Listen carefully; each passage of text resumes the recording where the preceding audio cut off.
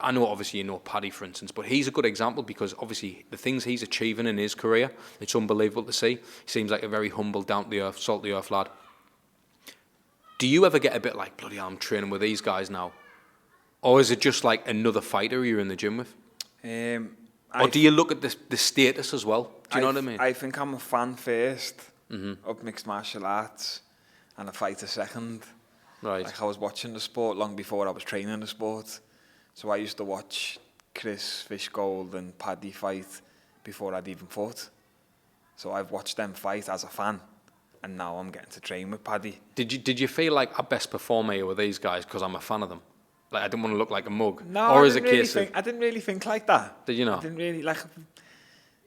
You have your bad days in training, you have your good days in training. It is what it is. I just like at the point I've trained with them, Paddy, Molly, all the other guys in Next Gen, Luke Riley, Adam Cullen, Liam McCourt. I've already been training for like 10 years, 8 years at that point. I'm with you. So I know what it is to go through the grind, lad. I know what it is to fucking have your good day, to have your bad day, to beat up someone who's really good, to lose against someone who's really bad. Like, it happens, innit? Every dog has his day in the gym, lad. What was that journey like then for you, Shem? Like, how did that happen? How did you end up getting into Next Gen? All them years away, lad, where I'm obviously Scousers, lad. We back our own, and I'm the only probably Scouser who was doing bits in Asia.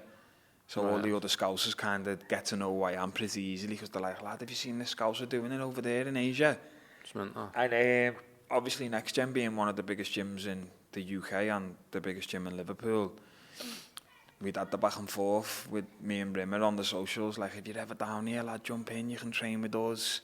And then obviously being a fan of Paddy, Molly, watching Cage Warriors, watching all them do their thing, then they go to the UFC, and then you speak on socials with each other. So we all kind of knew each other. I'd done Paddy's podcast before when I was over there, before I ever come home. And not only that, Liverpool, lad, everyone knows everyone, so they'll know one of my cousins, and my cousins will know one of their sisters, and I know what you're saying. It's kind of like tight-knit anyway. Yeah. And then when I come back, lad, it was the first place I wanted to go and train, and as soon as I stepped in there, lad, I loved it, and I knew that this is where I'm going to fucking keep training, lad. It's mint because it's almost like it's a beautiful story because it's come back full circle. You've had this mad life, and then like you're back here in Liverpool in one of the best gyms, Gannon. Like you've almost got the perfect setup for success now. Like it's, if you didn't succeed, it's on you. Do you know what I mean? That's the way I look at it. Like you've got the skill set, you're always improving. You obviously clearly want to be coachable. That's the type of character you are. You're the student of the game. You're an unbelievable fighter.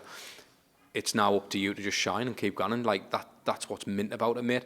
And I feel like with someone like yourself, again, like I hope someone's listening or watching who goes, you know what? Like it's possible, regardless. Like I'm 23, I'm 24. I'm gonna get into the gym. Doesn't matter if you're 30, lad. It's possible. Aye. You can be any age, lad. That's what I mean. I've started at 22 and I'm 30 now. Why couldn't you start at 30 and be 36 or 38? Like there's it's just a number, innit? If you're fit and you can... There's no window on it, lad. Yeah, it's about skill set. It's about how bad you want it. It's about, like, people talk about the story and how great it was and where I've come from and what I've done.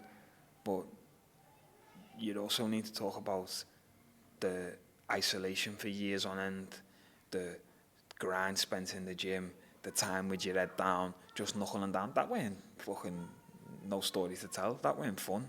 What, waking up at 6, going to do jiu-jitsu, eating your lunch, doing a fighter class at 10, coming home to sleep for 3 hours, eating another meal, going back to gym to do jiu-jitsu at night, doing it all again in the... And your body's getting battered and that. That's not glamorous, lad. That's no fucking... You wouldn't put that in your book, lad. I want to talk about that, though. How much do you have to, like, dig into your arm? Do you ever get depression or like, do you ever suffer with, like, I'm having a bit of a down day or I feel like I just fuck...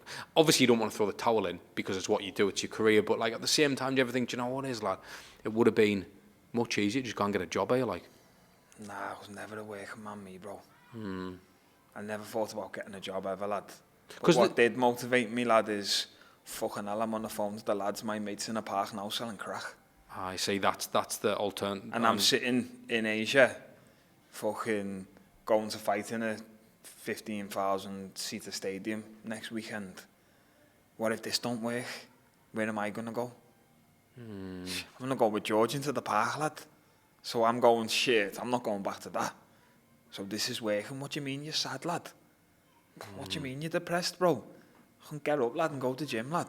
I ain't got time to be sad. I ain't got time to be depressed. You were more depressed when you were in the park, in the fucking snow, lad, waiting for the ponies to come. Fuck that, lad. I weren't going back to that. I had no other choice. So I didn't have a fallback. I didn't have a mum and dad who were willing to fund my lifestyle. I didn't have no fucking GCSEs, no qualifications from school, no rich uncle with a business who can give me a job. I just had myself, lad, and myself weren't willing to go back. So I say it on every podcast, mate. You've got to back yourself, and you're a pure example of that. And there's a thing that I don't know if it was a study or I don't know if it's a quote, whatever. But they either say like you've either got to be so hungry that you make it, or you've got to be running from somewhere else.